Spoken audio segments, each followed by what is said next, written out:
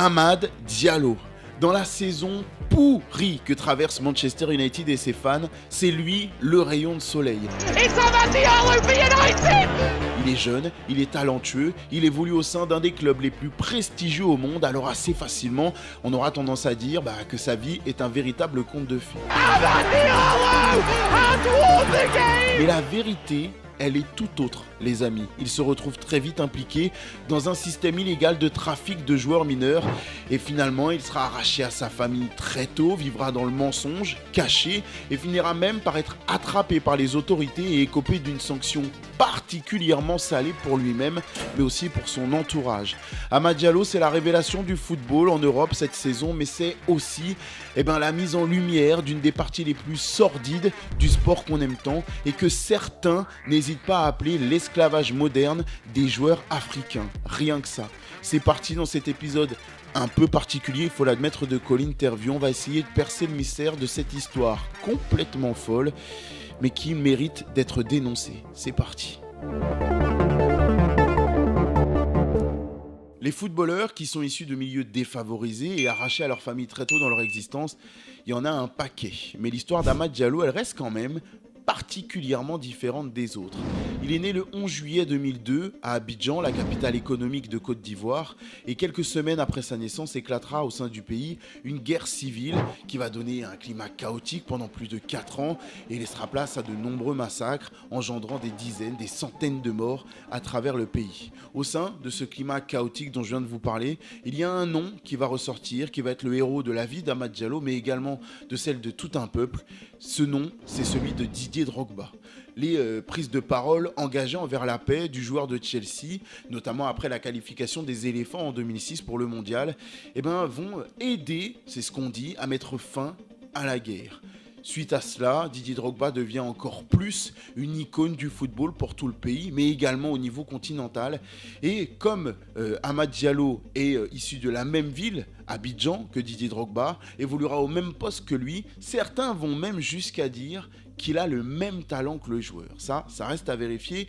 Mais la carrière qu'il est en train d'embrasser du côté d'United laisse planer le doute. Le gamin, il a de l'or dans les pieds, mais comme beaucoup d'autres, il est limité aux infrastructures vétustes, pas au point qui ne permettent pas d'exploiter son plein potentiel. C'est à ce moment-là qu'il fait la connaissance de Leader Football. C'est une association qui, par le passé, a permis à Eric Bailly de traverser la Méditerranée, d'atterrir du côté de l'Espagnol Barcelone et de connaître derrière une carrière de très haut niveau avec des passages remarqués du côté de Manchester United ou même de l'OM, voire de Villarreal.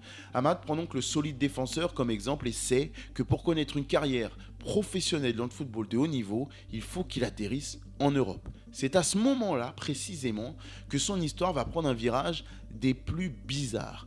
Dans son entourage, il y a une personne nommée Amad Traoré qui a ses entrées en Italie. Et il va donc décider, Amad, de rejoindre la famille de Amad Traoré du côté de l'Italie dans un petit village nommé Barco, à une vingtaine de kilomètres de Parme. Amad ne va pas se présenter comme un ami de la famille Traoré, mais bien comme un de ses membres. Une fois arrivé là-bas, sur ses papiers, ses faux papiers, il va prendre le nom d'Amad Traoré. Il va donc découvrir là-bas que dorénavant, il a un frère qui est déjà présent, qui s'appelle Amad Junior Traoré et qui aujourd'hui évolue du côté de l'AJ Auxerre.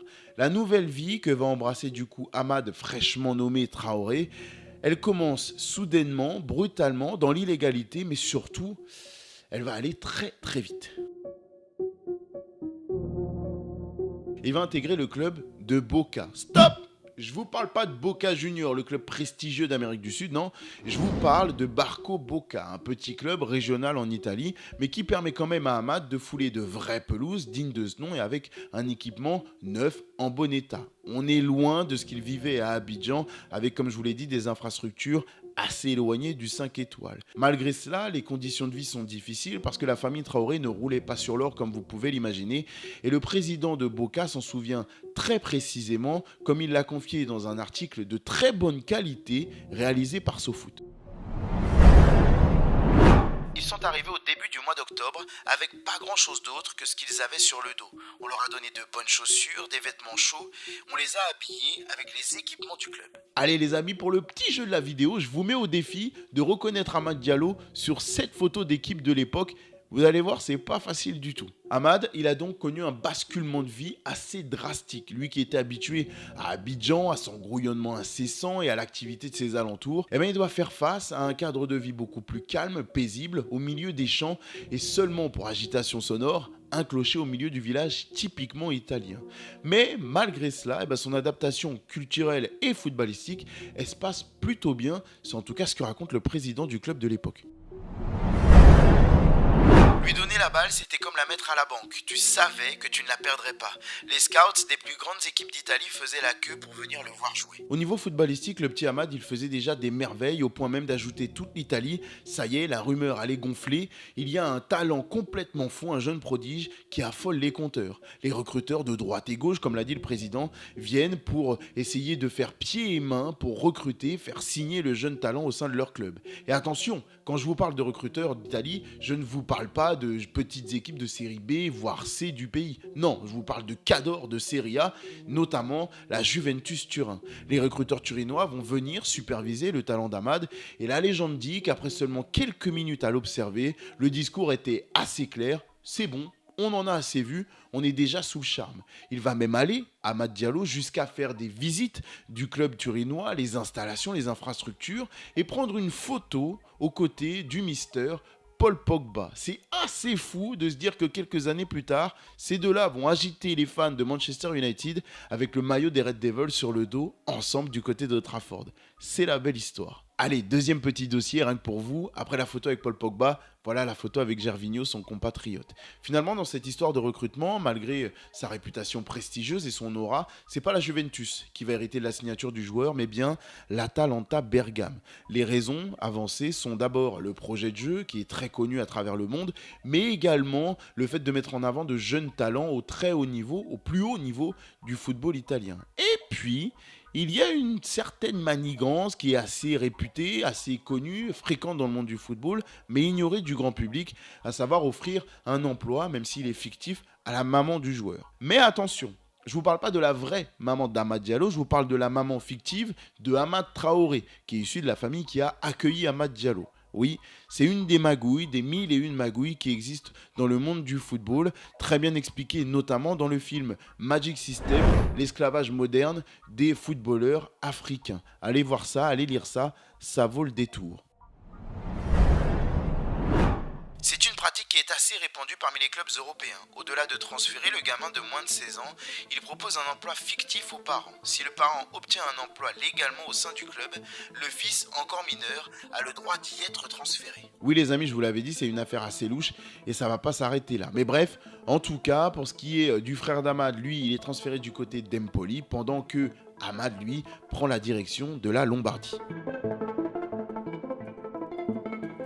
On est en 2015 et un an après son arrivée en Italie, Hamad touche déjà du bout du doigt son rêve de devenir professionnel. Il a déjà intégré un grand club et c'est parti pour le grand défi Atalanta Bergame, un grand moment de sa vie et de sa carrière. Il va être censé jouer avec les U14, mais très rapidement, et même très rapidement, il va être promu, il va être surclassé avec les U15, et malgré la différence d'âge, de développement de son corps, il n'est pas du genre à se cacher. Non, le bonhomme, il n'est pas fait de ce bois-là. Bergame va remporter la finale face à l'AS Roma de cette catégorie de jeunes avec un but de sa pépite ivoirienne Hamad Traoré qui continue d'impressionner. Son développement va continuer. Il intègre les U17, la saison 2017-2018 et il va le faire avec brio, parce qu'il va être décisif à 17 reprises, en 14 rencontres disputées seulement. Oui, je vous l'ai dit, il n'a pas le temps et il n'est pas du genre à se cacher. La saison suivante, il va alterner entre les U17 et la Primavera, qui est l'équipe des U19. Et encore une fois, avec l'équipe la plus jeune, il va perdre en demi-finale, malheureusement, face à l'Inter. Mais il prendra sa revanche la saison suivante avec les U19 face au même Nerazzurri. Et il remportera donc son deuxième trophée en catégorie jeune. Le joueur est particulièrement impressionnant et malgré son jeune âge, il tape déjà à la porte de l'équipe première. En tout cas, il y a le capitaine Gomez qui est très impressionné, qui apprécie particulièrement les qualités du joueur. Pour recadrer un petit peu, Gomez, c'est un champion du monde en 2022 aux côtés de Léo Messi, mais ça, c'est un petit détail. Ce qui est important, c'est la citation, parce qu'elle est costaud. C'est une future future star, croyez-moi, il y a des défenseurs dans l'équipe première qui parfois n'arrivent pas à l'arrêter. Et pour l'arrêter à l'entraînement, il faut parfois y aller fort et le tacler. Il y joue vraiment comme Léo Messi. Il entame la saison 2019-21 avec des performances XXL, les statistiques qui vont avec, sous le maillot de la Primavera. Mais derrière, ça va même lui ouvrir les portes d'une première convocation, de première minute disputée en équipe première, même si avant ça, il a dû rouler sa bosse. Vous savez comment ça se passe pour les jeunes talents, souvent on est sur le banc, voire en tribune, on est plus là pour taper des mains et regarder les copains jouer que vraiment avoir des minutes de jeu jusqu'à ce que le coach en décide autrement. Mais ça va venir assez vite pour Amad, qui va avoir droit à quelques minutes dans un match plié de chez plié, avec son équipe qui mène déjà 6-1 au tableau d'affichage. Donc, opportunité pour le coach de lui donner un petit peu d'expérience et de fouler les pelouses du monde professionnel. Amad, il n'est pas du genre à laisser passer sa chance, et donc il va saisir l'opportunité de briller. Après seulement 6 minutes passées sur la pelouse, il va marquer son premier but en équipe première. C'est apprécié, c'est même admiré en interne, et ça va lui permettre même de derrière enchaîner des performances face à la Juventus, notamment comme un symbole, l'équipe qu'il avait failli rejoindre avant de finalement opter pour l'Atalanta, puis face à Parme, la ville qui a accueilli Amad en Italie. C'est beau, l'histoire est belle, mais ça s'arrête pas là. Avec les U19,